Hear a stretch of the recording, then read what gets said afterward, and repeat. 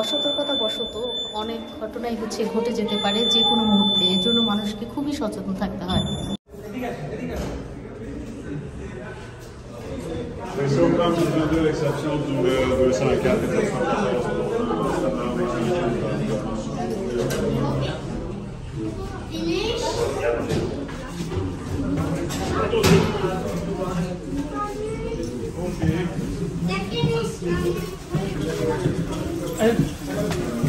Ayo.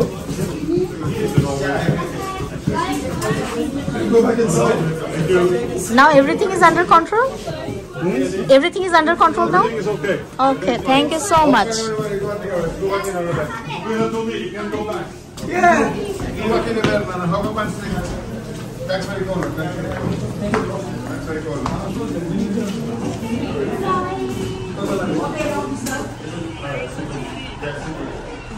Okay.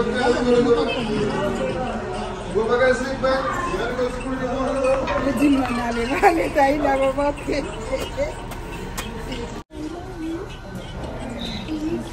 Hello viewers, দেখতেই পাচ্ছেন যে পেছনে ফায়ার ব্রিগেডের গাড়ি অলরেডি চলে এসেছে এবং আমাদের দেখতে পাচ্ছেন এখানে প্রচন্ড স্নো এবং এই শীতের রাতে প্রত্যেকে বাসা থেকে বের হয়ে এসেছে এবং এখানে ফায়ার ব্রিগেডের গাড়ি আপনারা দেখতে পাচ্ছেন ওই পাশে।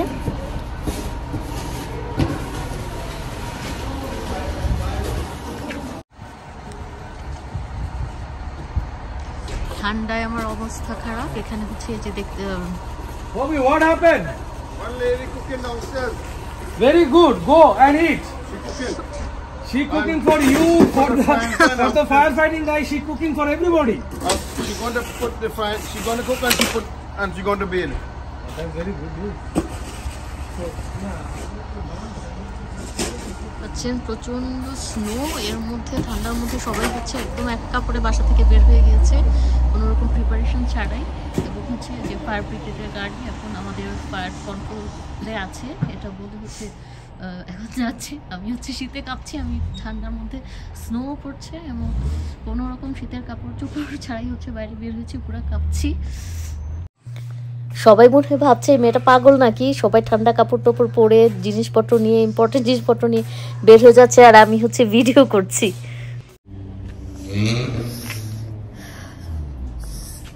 সো ভিউয়ার্স, আজকে আমাদের এখানে কানাডার মন্ট্রিয়ালে আমরা যেই বিল্ডিংয়ে থাকি সেখানে নিচতলায় একজন রান্না বসিয়ে দিয়ে অসতর্কতা বশত খাবার পুড়ে গিয়েছিল, পাতিল পুড়ে গিয়েছিল, খেয়াল করেন এবং পুরো বিল্ডিংয়ে আমি ভিতরে যে ঠান্ডায় কাঁপছি পুরা, একদম সারা বিল্ডিংয়ে ধোঁয়ায় আচ্ছন্ন হয়ে গিয়েছে। ফায়ার অ্যালার্ম অলরেডি বাজা শুরু করেছিল। এরপর বিল্ডিংয়ের প্লাস আমাদের বিল্ডিংয়ের জেনিটর আমরা সবাই 911 কল করি। কিছুক্ষণ পরই ফায়ার ব্রিগেডের গাড়ি চলে আসে এবং তারা সব কিছু দেখে এরপর বললেন যে সব কিছু আন্ডার কন্ট্রোল, এখন সব কিছু ঠিকঠাক আছে। এরপর সবাই বাসায় ফিরে গিয়েছে। আমি মানে মাত্র রান্না বান্না শেষ করে অফিস থেকে এসে আজকে রান্না বান্না শুরু করেছিলাম এবং মনে করেছি আজকে যেহেতু রোজার আগে ধরতে গেলে শেষ দিন, ধরতে গেলে খাওয়া দাওয়া, এই জন্য এসে পোলাও রান্না করেছি, ইলিশ মাছ রান্না করেছিলাম এবং কালিজিরা ভর্তা, শুটকি ভর্তা প্লাস টমেটো সালাদ, তারপর ইলিশ মাছ রান্না করেছি আর কি যেন করেছি, অনেক কিছু করেছি আজকে। এরপর খাওয়া দাওয়াটা করে জাস্ট মানে একটু রেস্ট নিব, এর মধ্যেই ফায়ার অ্যালার্ম বাজা শুরু করেছিল, মানে শান্তি নাই আর কি। হ্যাঁ, আপনাদেরকে জানিয়ে রাখি যে যার অসতর্কতার কারণে আজকের এই অগ্নিকাণ্ডের ঘটনা ঘটে তাকেই কিন্তু জরিমানার টাকাটা গুনতে হবে। So be careful.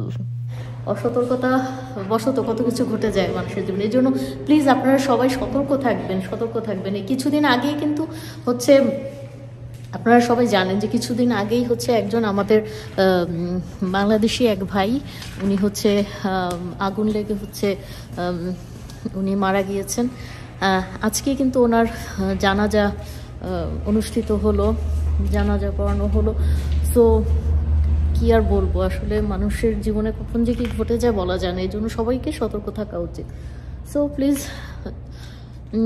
Subscribe my channel এবং লাইক, কমেন্ট এবং শেয়ার করতে ভুলবেন না।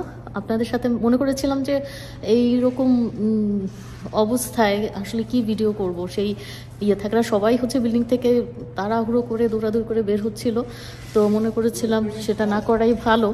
কিন্তু হচ্ছে আমার এই ব্লগের মাধ্যমে অন্যরাও যাতে সতর্ক থাকেন। আর শীতকালে বেশি হচ্ছে আমি দেখছি গত বছর এরকম আগুন লেগেছিল, শীতকালে আসলে মনে হয় বেশি এটা ঘটে। প্লিজ সবাই সতর্ক থাকুন, প্লিজ ভালো থাকুন, সবাই সুস্থ থাকুন। দেখা হবে নেক্সট কোনো ব্লগে। সো নেক্সট কোনো ব্লগ নিয়ে আসার আগ পর্যন্ত টিল দেন বাই বাই।